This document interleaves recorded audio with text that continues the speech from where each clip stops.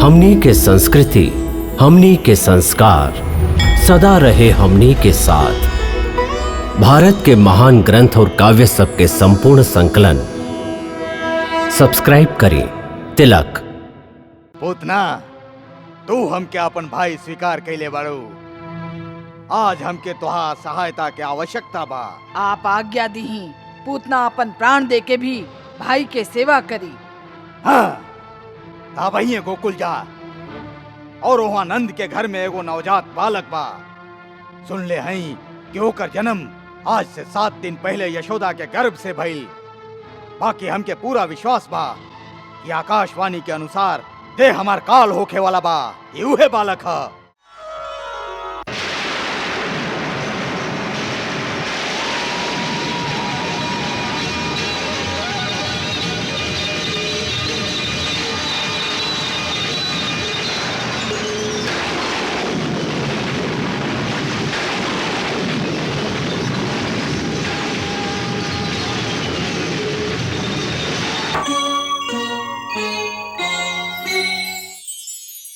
जानू, तू एक बात पर ध्यान देला।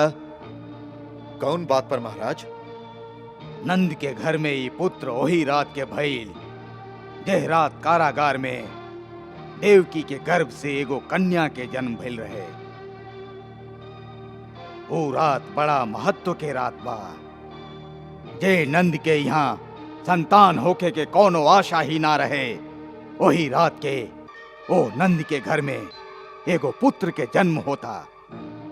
और वही रात के देवकी की गोदी में जे कन्या मिलतिया वो मानवी ना रहे। हाथ से छुटते वो अपन असली रूप धारण कर लेलस और वो भी यह कहलस कि तोहके मारे वाला जन्म ले चुकल बा। जानू, हमके पूरा विश्वास बा यह वो बालक है जे देवकी के 8वां गर्भ से जन्म ले बा। कारागार से निकल के कैसे वहां पहुंचल, के द्रोह कैलस, एकर पता लगावे के चाही। चाणूर, अबे बात के पता लगावल असंभव बा महाराज। काहे कि वो रात बंदी गृह में जितना प्रहरी रहन जे ऐसन द्रोह कर सकत रहन, वो सब के आपके आज्ञा से हाथी के पैर के नीचे कुचलवा दिहल गइल बा। अब वो रात के कहानी सुनावे वाला केहू जीवित नहीं है। ओ जीवित ना रहलन, बाकी उ लइका हमार काल ता जीवित रह गईल। जानूर, तू और कोनो बालक के तरफ ध्यान मत द। इहे जेकरा लोग नंद के बेटा समझत बाड़न, इहे ह जेकर हमके प्रतीक्षा रहल। और रे बात के हमके पूरा विश्वास बा। महाराज, यदि ये सत्य बा कि यह देवकी के 8वां संतान है, तो फिर चिंता कौन बात के? अब वो अकेला बालक से निपटल कौनो बड़ बात नहीं है। आप हम लोगन में से जिक्र आज्ञा देव ये काम उहे कर दे। ना चाणूर ना, तू लोगन में से केहू भी वहां गईल तो गोकुल वालन के शंका हो जाई। हमरा विचार से तो ए समय खाली एक ही है जेकरा द्वारा ये काम आसानी से हो सकेला। के? पूतना। पूतना? हाँ, पूतना, बकासुर के बहन पूतना। महर्षि दुर्वासा के कृपा से वो बहुत मायावी विद्या जाने ले। वो इच्छाधारी है, आकाश मार्ग से जा सकेले, मन चाहल कोनो भी रूप धारण कर सकेले। गोकुल में ओकरा कोई भी ना पहचानी। बकासुर, तू आजे जाके पूतना के हमरा लगे आवे के कहा। तोहरा संगे हमार युद्ध में वो हम क्या अपन भाई बना के तुहार प्राण रक्षा कैले रहे। ओ रिश्ता के निभावे के समय आ गइल बा। ओकरा से कहा कि तुहार भाई के तुहार आवश्यकता आन पड़ल बा और ओकरा से कुछ मत कहिया। हमरा लगे अइला के बाद हम ओकरा समझाई के लइका के नाश कैसे करे के बा। जा आई।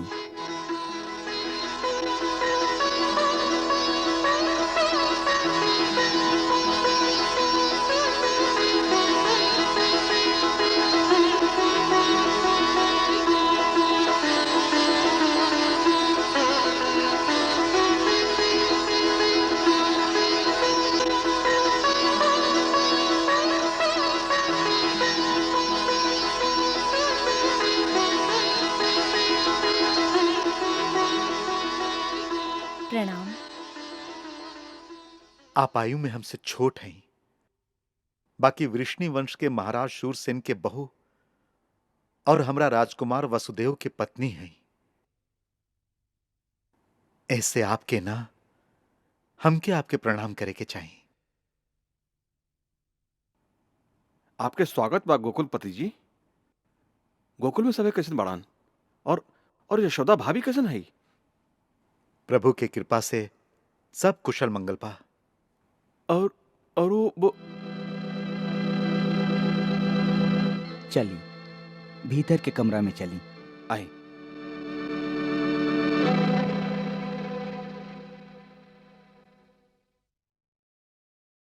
बिराजी।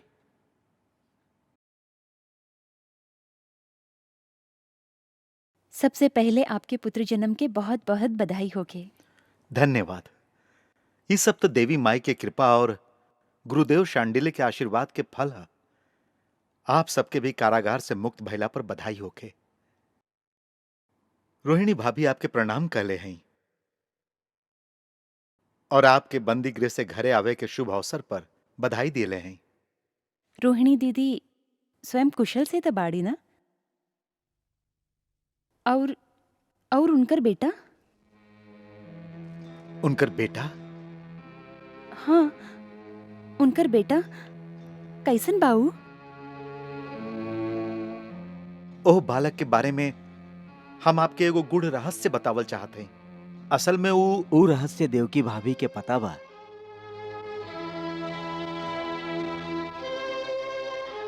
महर्षि गर्ग अपना दिव्य दृष्टि से सब कुछ देख के राजकुमार वसुदेव के उस अग्रे रहस्य बता दिले हैं। ओह, का देवीय चमत्कार रहे हो। हम सभे तो हतप्रभ हो गए रही। रोहिणी भाभी तो इतना घबरा गई रही कि जाने का कर बैठती। गुरुदेव शांडिल्य सब बात के समाधान करके उनका के शांत कैलन। तब कहीं जाके उनकर मन स्वस्थ भइल।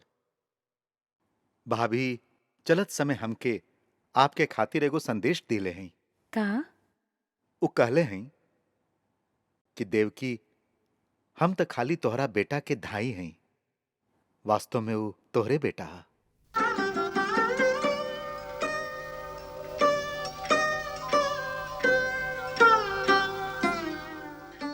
कितना उदार बाड़ी दीदी जे उनका गोदी में खेल रहल बा। वो हमरे सातवां बेटा है। ई सुन के हम बाकी सब बेटन के मृत्यु भुला गईली। ऐसन लागता जैसे हमार हृदय के सब घाव मिट गईल होके। भाभी तो बेटा के लेके आपके पास यहाँ आवल चाहत रही। बेटा के यहाँ ले आवल चाहत रही? हाँ। ना उनका से कहब कि ऐसन कब्बो ना करें। कंस भैया के यदि ई पता चल जाई कि हमार एगो बेटा अभी जीवित बा तो वो ओके भी जीवित ना छोड़ी हैं। रोहिणी दीदी से कहब कि वो आप ही के बेटा है, हमार ना है। वो ओकरा से भी कबो ही ना कहे कि हम ओकर कुछ लागी ले या हमार ओह से कौनो संबंध बा। वो हमार ना होके ही तो जीवित बा। बस हमके और कुछ न चाहिए। चाणूर, अभी तक पूतना ना आईल। महाराज, ओकरा के ले आवे खातिर बकासुर स्वयं वही घड़ी चल गईलन। वो आकाश मार्ग से आवत हुई, ऐसे आवते हुई। चाणूर, अभी नंद राय और उनकर साथी मथुरा में ही बाड़न। सांझ से पहले वो घरे ना पहुंचे हैं। हम चाहत हैं यदि उनका घरे पहुंचे से पहले ही पूतना गोकुल में जाके अपन काम पूरा कर लेवे तो ओकरा सुविधा होई। महाराज, पूतना आइल बाड़ी। हाँ।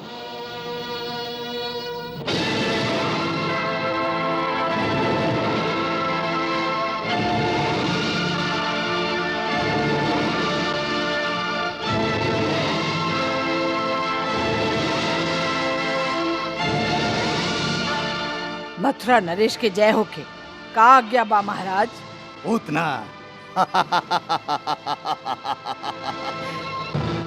पूतना, तू हमके अपन भाई स्वीकार कैले बाड़ू। आज हमके तोहार सहायता के आवश्यकता बा। आप आज्ञा दीही, पूतना अपन प्राण दे के भी भाई के सेवा करी। हाँ, ता वहीं गोकुल जा और वहाँ नंद के घर में एगो नवजात बालक बा। सुन ले हई कि ओकर जन्म आज से 7 दिन पहले यशोदा के गर्भ से भइल।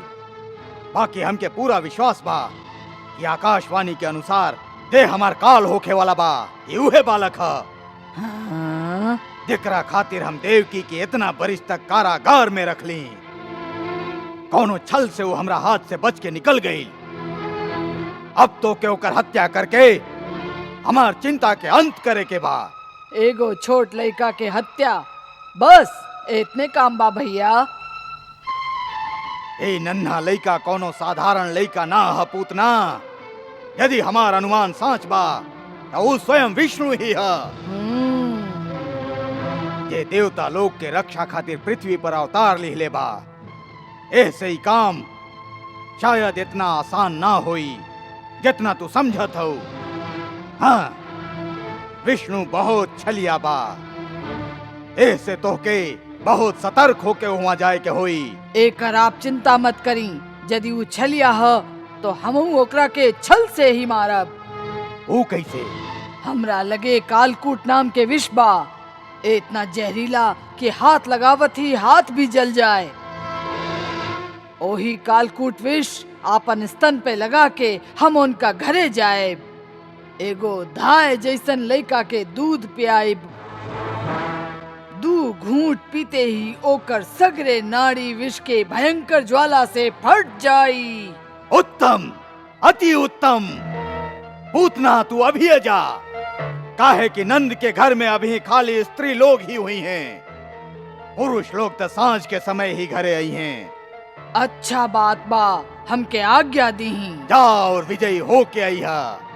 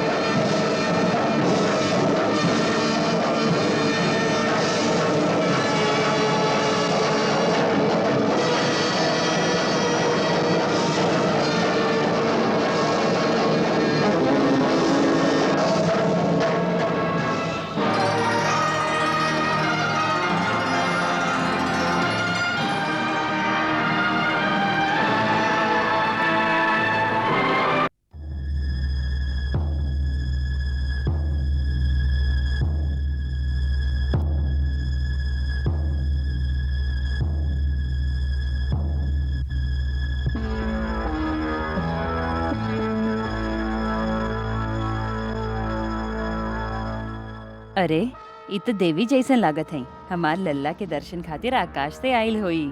चला चल के देखी कि ये देवी के हई। चला चला चला चला।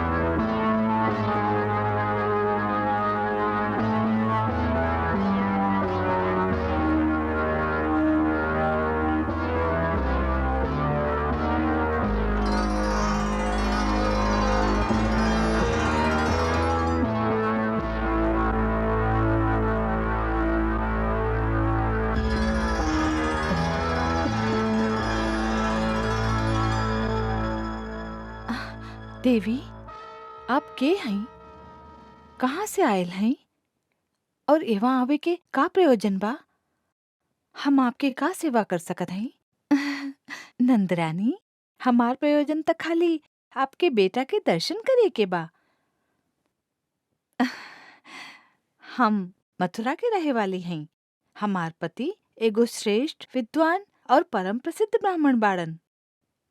ऊ दिव्य दृष्टि से देख के हमके ई बतौलन कि नंदराय के घर में एगो महान आत्मा बेटा के रूप में जन्म लेहले बा, जेकर दर्शन बड़ा ही मंगलकारी बा। एही से हम आपके द्वार पर आयल हैं। स्वागत बा। आसन पर बिराजी। धन्यवाद।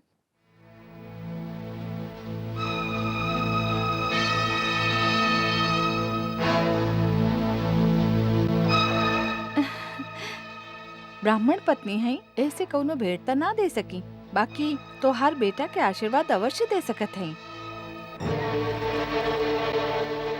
हमार तपस्वी पति के सहायता और कृपा से हमके दूगो सिद्धि प्राप्त बा। एमे से एक तो ई बा कि हमार आशीर्वाद कबो निष्फल न जाए। द एकरा हमार गोदी में दे द, हम एकरा लंबा आयु के वरदान दे दे।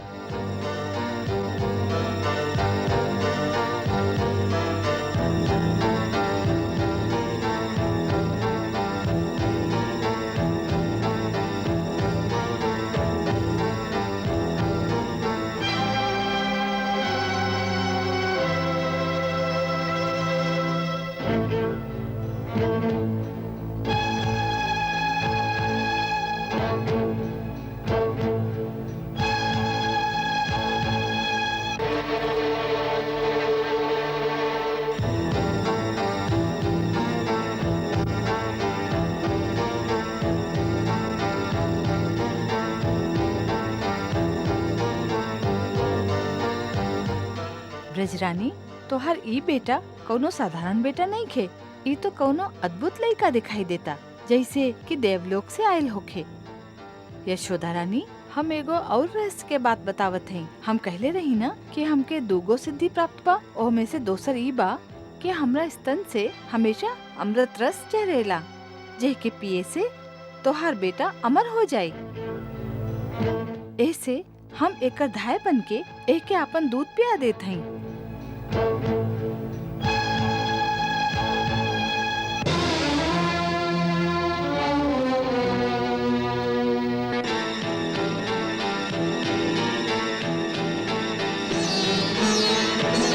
विष भरा दूध पिला रही प्रभु को बालक जान, दुग्ध पान में पी लिए प्रभु ने उसके प्राण।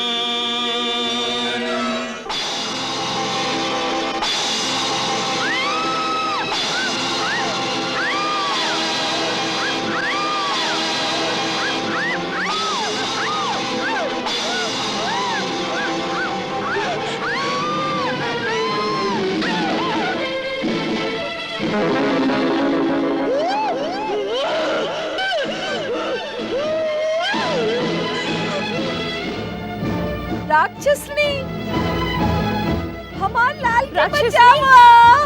बचाओ! बचाओ! बचाओ!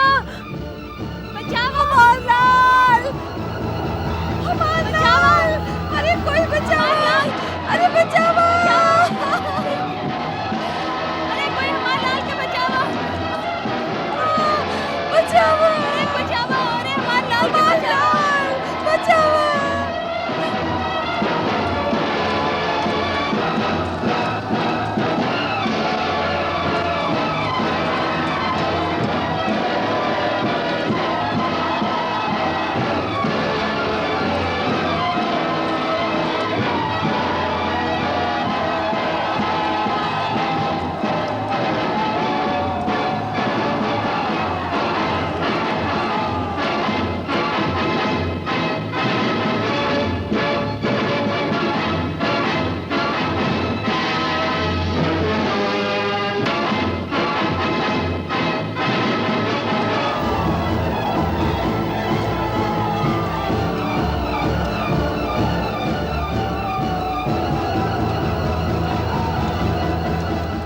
हमार लाल के बचाओ! अरे बचाओ! अरे हमारे लाल के बचाओ!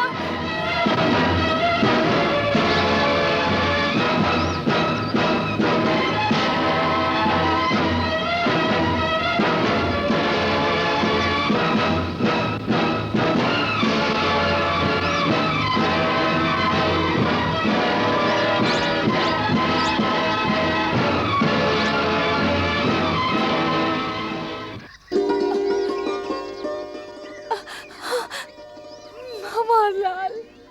हमार लाल! हमार लाल! हमार लाल! हमारे लाल! हमार लाल! हमार लाल, हमार लाल। सब ठीक हो गई यशोदा, सब ठीक हो गई। अरे यशोदा, यशोदा होश में आवा। यशोदा,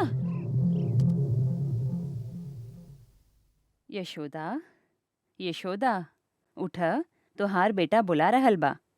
बेटी उठा बेटी, देख तोहार बेटा तोहके बुला रहल बा।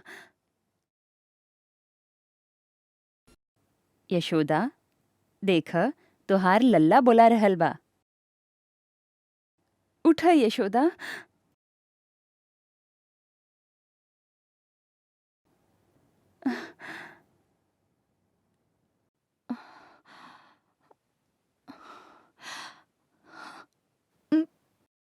हमार लाल, हमार लाल कहाँ गइल? वो राक्षस ने हमार लाल के ले गइल। हमार लाल। यशोदा, यशोदा, अरे यशोदा, हमके लाल के लेके जाए के बा। तोहार लल्ला इहमे बाड़न। देखा तोहार लल्ला।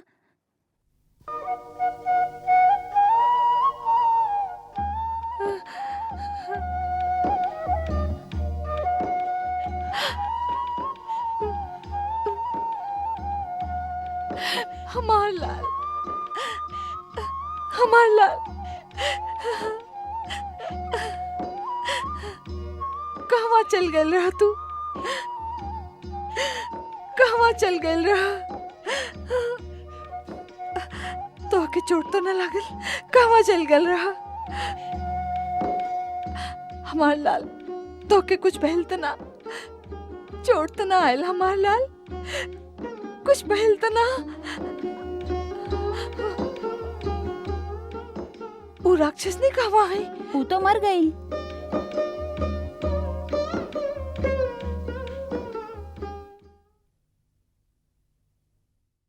काकी,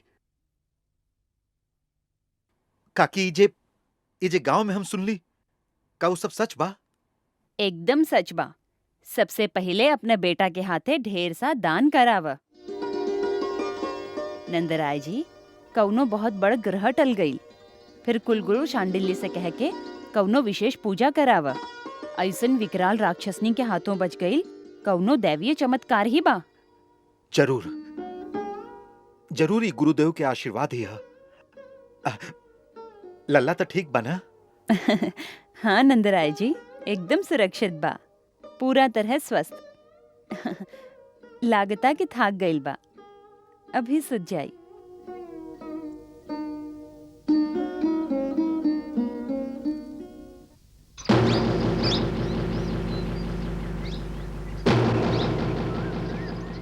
ऊ देखा, नंदराज जी आ गेली।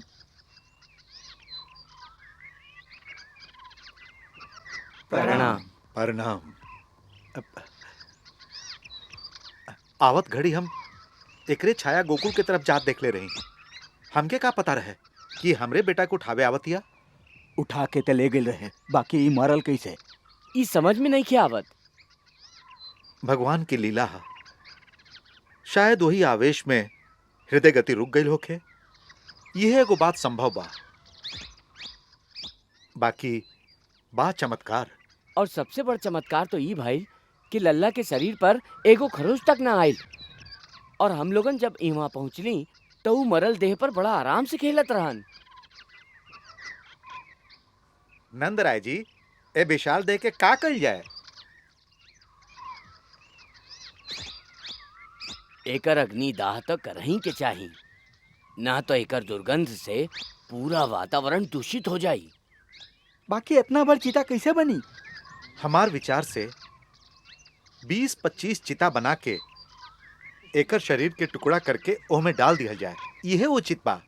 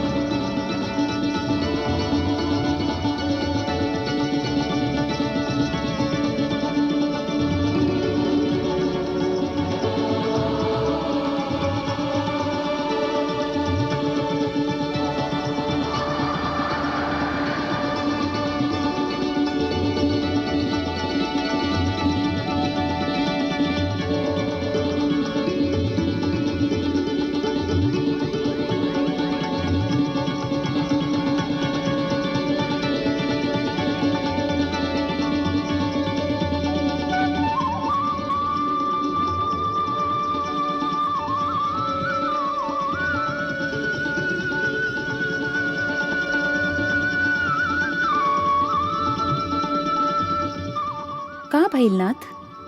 माई आवत है, उनके स्वागत करे के बा। माई? हाँ, पूतना माई।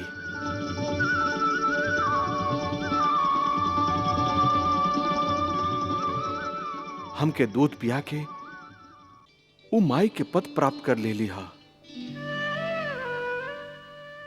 हम तब पिछला जन्म में ही उनका मातृत्व भावना के स्वीकार ले रही। पिछला जन्म में? हाँ, पिछला जन्म में ही। कब? हमार वामन अवतार के समय ओ जन्म में ये दैत्यन के राजा बलि के पुत्री रतनमाला रही। जब हम वामन के रूप में उनकर यज्ञशाला में पधरली तो उनकर हमार रूप अति प्रिय लागल और मातृत्व की भावना जागल। वो इच्छा कैली कि इनके देख के मन करता कि इनके बेटा की तरह हृदय से लगा के आपन स्तनपान कराई। हम वो बालिका के हृदय में एगो सुंदर कोमल भावना के देख के मने मन उनकर प्रस्ताव के स्वीकार कर लेनी और कहली तथास्तु। और जब हम बलि से प्रतिज्ञा करा के आपन त्रिविक्रम रूप धारण कैली और उनकर सब कुछ छीन लेली तो रतनमाला के हमरा पर बड़ा क्रोध आयल और उनका मन में दूसर शत्रुता के भाव उठल। यदि ऐसन छलिया हमार बेटा होखत ता ओके हम दूध में मिला के विष दे देती। हम उनकर ओ इच्छा के भी स्वीकार कर लेली से ऐसे ए जन्म में एक साथ उनकर दोनों इच्छा पूरा हो गई। हमके विष भी पिला देली और अपन दूध भी पिला देली। बाकी वो आपके ऐसन भयंकर विष दिहली, आपके ओकर कौनो रोष नहीं खे? ना राधे, विष तो हमके ऐसा लागल जैसे माई प्रेम भरल क्रोध से अपना बेटा के पीटे ली, ओके तो चोट ही ना लागे। और ओकरा साथे माई के दूध ता ए धरती के अमृत हा। दूध पियोली तब पूतना माई के मातृत्व के आदर देके उनका के हमेशा खातिर मुक्त कर दिली। ऐसा दीन दयाला,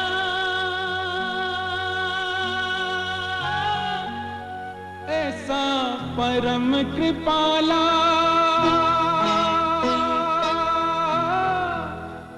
ऐसा हृदय विशाला,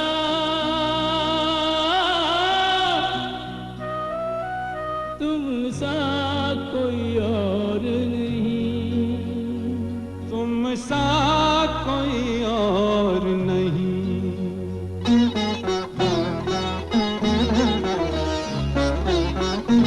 ऐसी कृपा लुटाने वाला तुम सा कोई और नहीं, गले सबको लगाने वाला तुम सा कोई और नहीं। ऐसी कृपा लुटाने वाला तुम सा कोई और नहीं।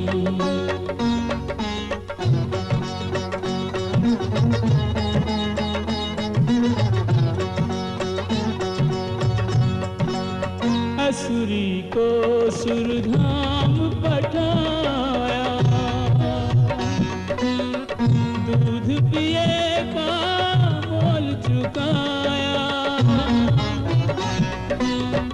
स्वामी ऐसा चलन तुम्हारा, जिसको मारा उसको तारा, जिसको मारा उसको तारा। ये वचन निभाने वाला तुम सा कोई और नहीं। ऐसी कृपा लुटाने वाला तुम सा कोई और नहीं। श्रीमन नारायण नारायण नारायण, श्रीमन नारायण नारायण नारायण, श्रीमन नारायण नारायण नारायण, श्रीमन नारायण।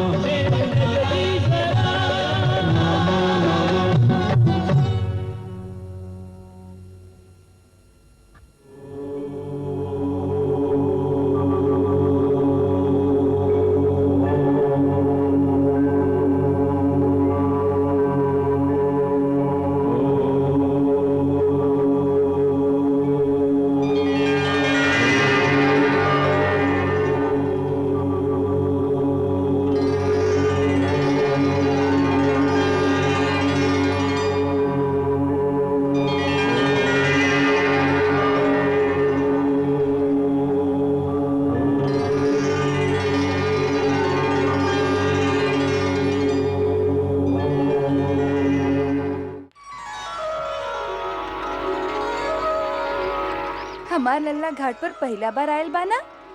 बाना लल्ला? माई के संगे आयल बड़ा घाट पर? बाना लल्ला? स्नान करब?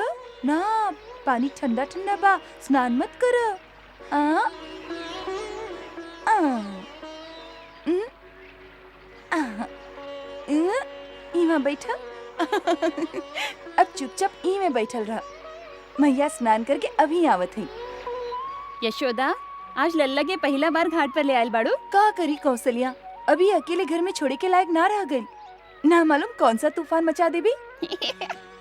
जाने लू, कल माखन के इतना बड़ा गोला लेके भाग गई और चोर के लिखा कहीं लुका के खाए लागल। माखन ना खाइले।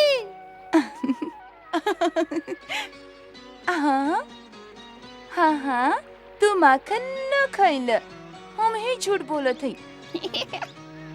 सुन लो, ई माखन ना खाइलस, झूठा कहीं के।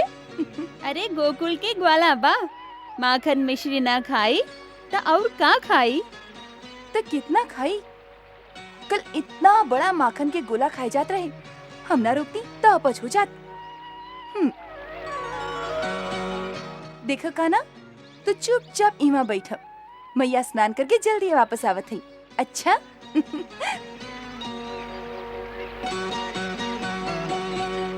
कान्हा, कितना जालिम है तोहार मैया। पहला बार लैले हैं घाट पर तो होके और बंदी बना के बिठा देले।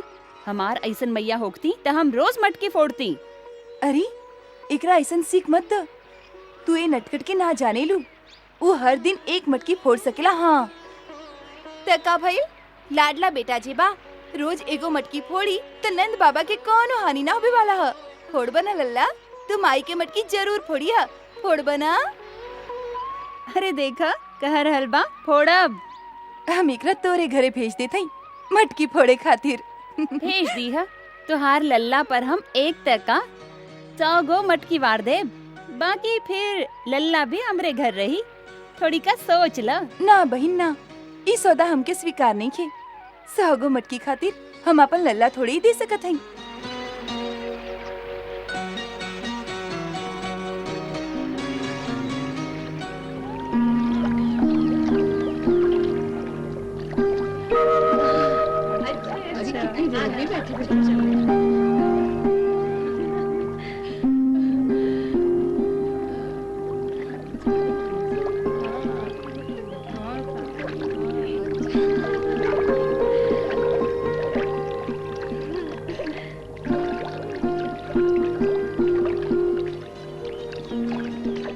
हे यमुना माई, हमार लाल के कल्याण करी, हमार कुल के कल्याण करी, सगरे गोकुल के कल्याण करी, सगरे प्राणी मात्र के कल्याण करी माई।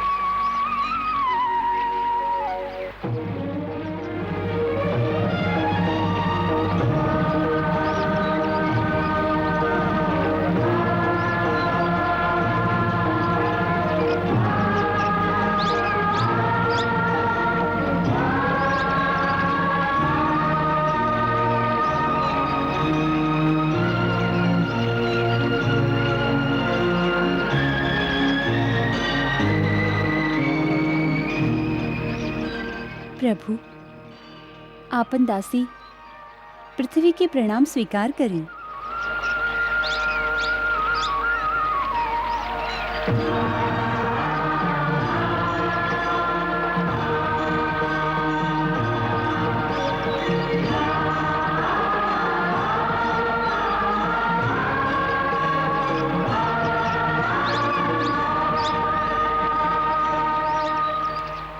प्रभु, आज आप पहला बार आपन दिव्य चरण हमार वक्ष पर रख ले हैं।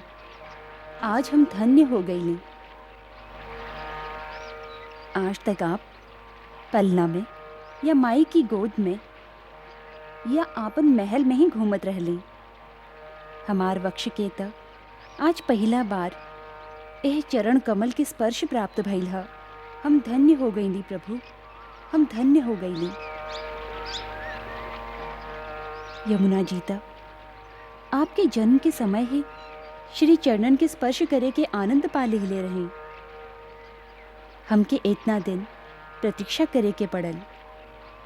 आज आप हमरा पर कृपा कैली तो आनंद के मारे हमके तो समझ में ना आ रहा था कि हम आपकी का सेवा करें। हमरा पास तो खाली मट्टी और कंकड़ ही है।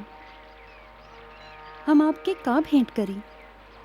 हे पृथ्वी माई, सगरे विश्व में तोहरा जैसन क्षमाशील केहू नइखे।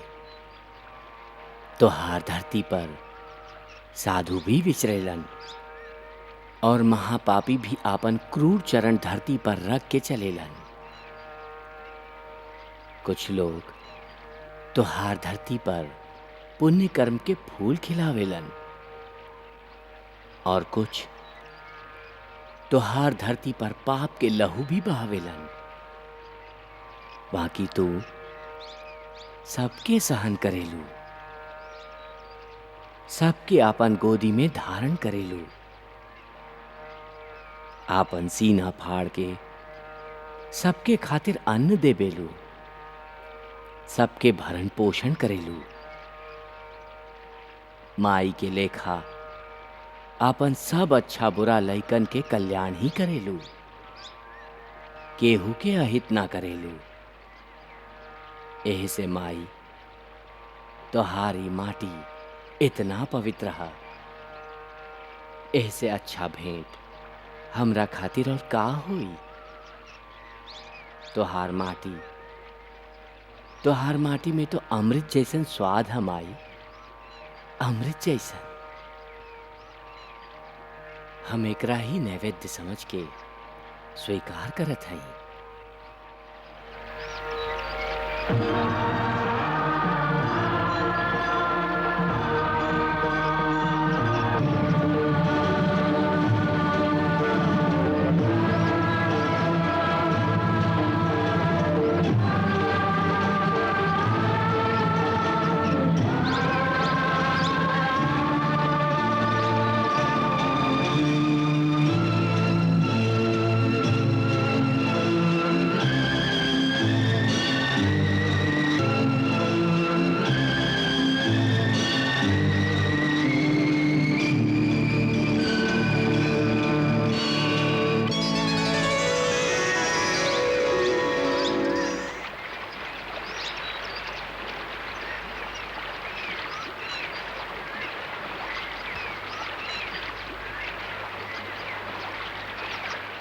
हाय हाय, कान्हा तो माटी खा रहल बा। यशोदा यशोदा, तोहार लल्ला माटी खा रहल बा। हाय दैया,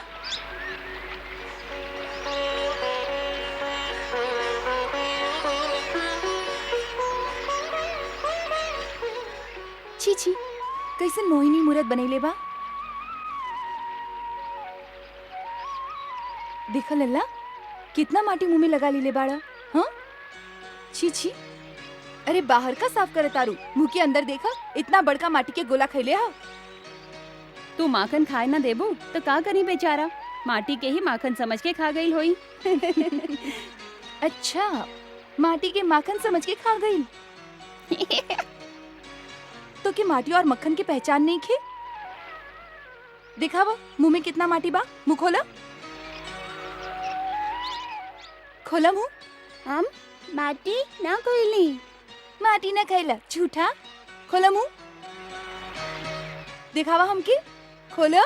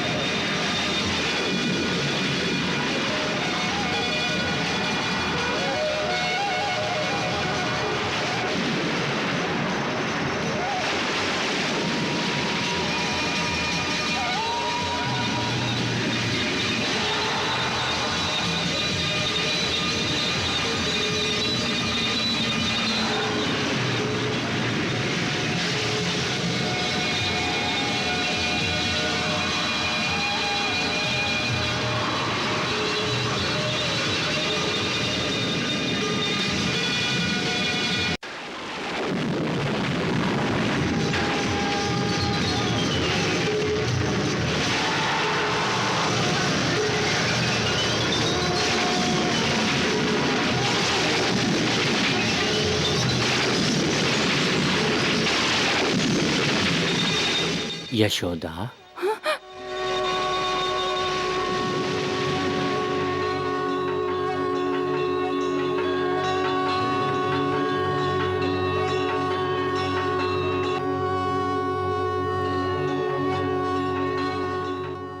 यशोदा माया के आवरण से बाहर निकला और अपन आत्म रूप में स्थित होके हमारी अद्भुत चमत्कारी लीला देखा।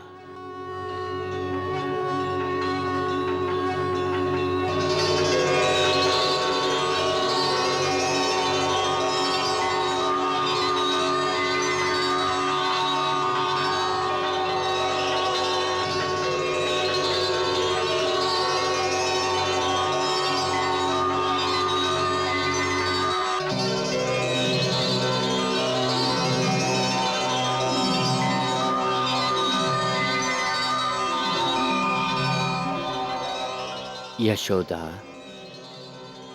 तोहार पिछला जन्म के घोर तपस्या के चलते ए समय हमार और हमार सृष्टि के ओह विराट स्वरूप के दर्शन तो के भइल हा, जे आज तक कौनो मनुष्य के दिखाई ना पड़ल। तोहरा पर अनन्य कृपा करके हम तोहके आपन ओह असली स्वरूप के ज्ञान करैले हई, जे अनंत हा, जेकर कौनो अंत नइखे। देखा, करोड़ों सृष्टि, कोटि कोटि सूरज और चांद हमार रोम रोम से प्रकट होके हमार ही विराट स्वरूप में विलीन हो रहल हा। देखा, हमार पहले के अवतार के भी दर्शन करला।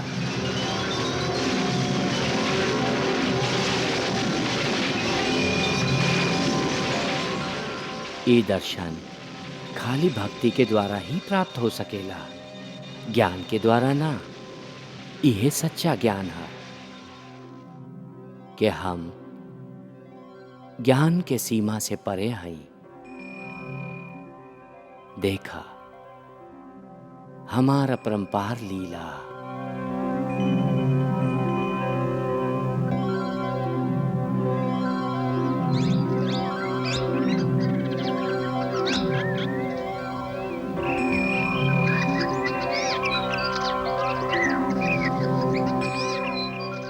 हे परमेश्वर, हे विधाता के विधाता,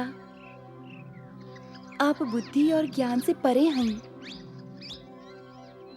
हम आज तक आप अंतर्यामी के भूल से अपन बेटा मान के मोह जाल में आपके बांधे की कोशिश करत रहली। ओ भूल खातिर हमके क्षमा करी भगवान। ज्ञान से आपके पायल कठिन है, ऐसे आप हमके अपन भक्ति प्रदान करी।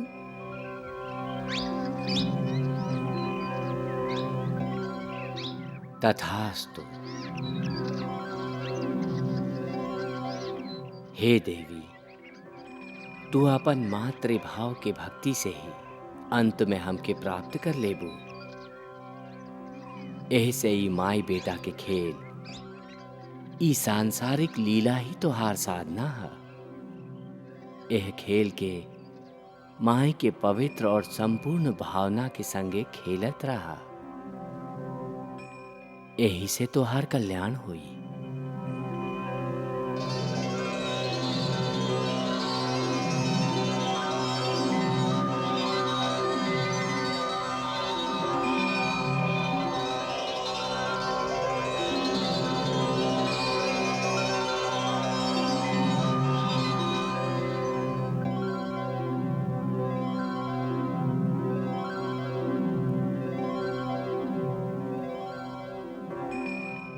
देवी यशोदा, प्रभु के असीम कृपा के कारण तोके जे दिव्य ब्रह्म ज्ञान प्राप्त भइल है, ओ पर अब हम आपन माया के पर्दा डाले जा रहल हई।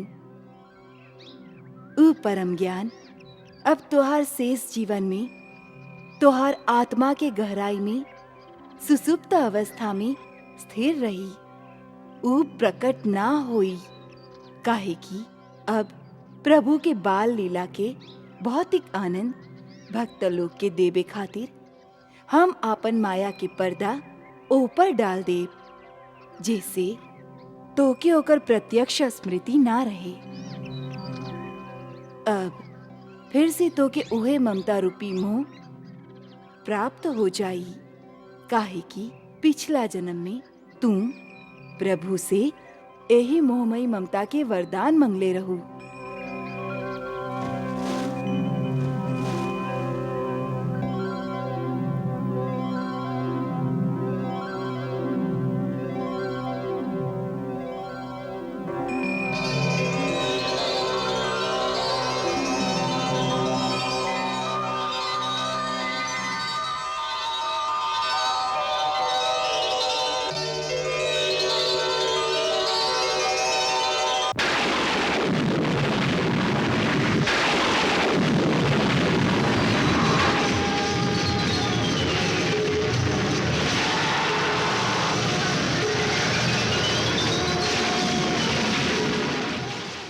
का लीला है नाथ?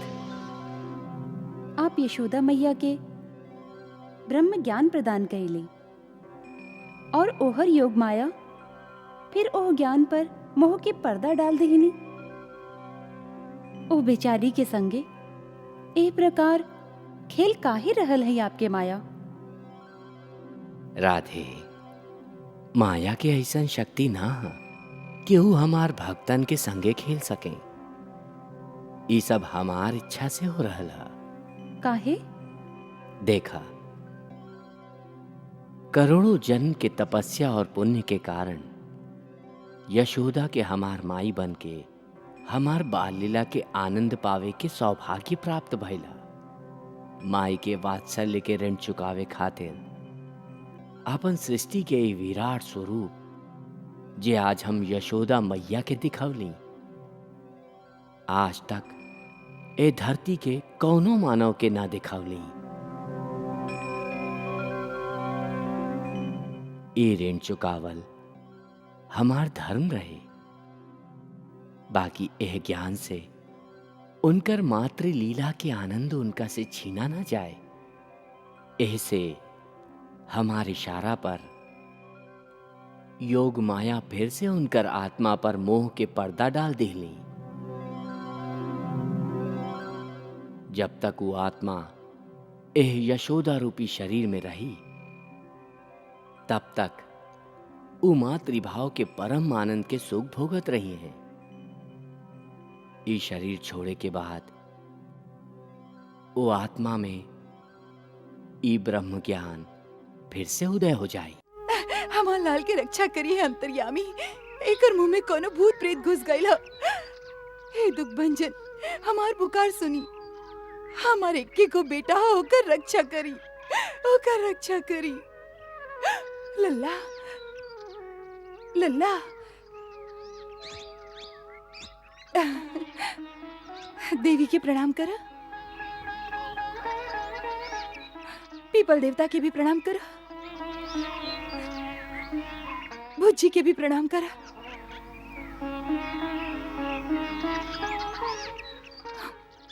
अब आप सभी लोग एक रक्षा करी, एक रक्षा करी।